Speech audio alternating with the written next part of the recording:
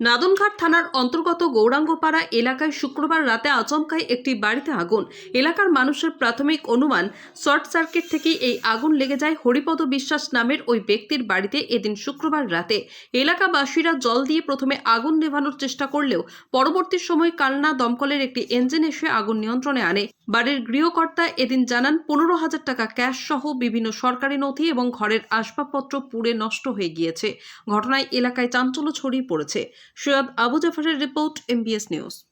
যে কাপড়টা পরে আছে ওদের সেটাই, তাছাড়া কিছু নেই, সবই পুরে ধ্বংস হয়ে গেছে। আচ্ছা, আর আমি যখন দেখেছি আমাকে একজনা বলছে, বৌদি তাড়াতাড়ি মোটরটা চালাও, জল দাও। আমি বেরিয়ে দেখছি আগুনের শেখাতে মানে উপরে গাছ আছে, গাছের পাতা টাতাগুলো শুদ্ধ পুড়ে যাচ্ছে। কিন্তু ওই দেখে তো আমার মাথা চক্কর কাটছে, আমি ভীষণ ভয় পাচ্ছি এগুলো দেখে।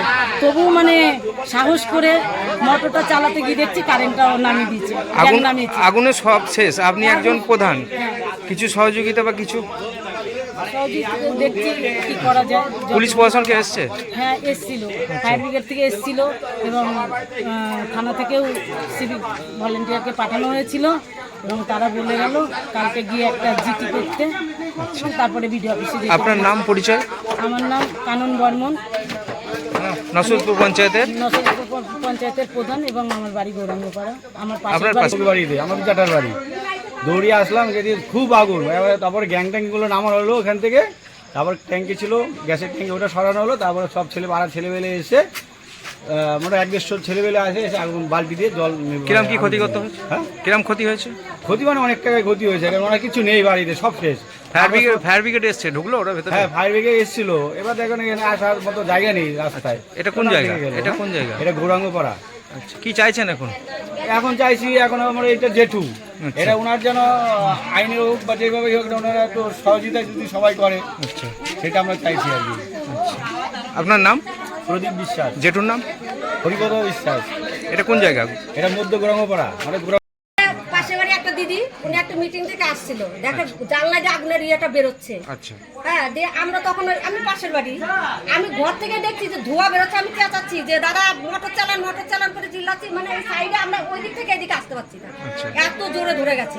সাইডে যা ছিল এই বারান্দা টান্দা সব, আমি বলছি সমানে যে বাইরে গ্যাস আছে, ওই কারেন্টের মিটার আছে, এগুলো তো আমরা জানি, পাশের লোকে তো যায় না। বলছি ওইটা বাচ্চা বলে আমাদের পাড়ার আরো দুটো ছেলে এসে ওরা গিয়ে দেখে তালা ভেঙে তারপরে সেই ইয়েটা গ্যাস সিলিন্ডারটা বার করেছে, কিন্তু কারেন্টের ইয়েটা রক্ষা করতে। কতক্ষণ জ্বললো আগুন? অনেকক্ষণ জ্বলেছে।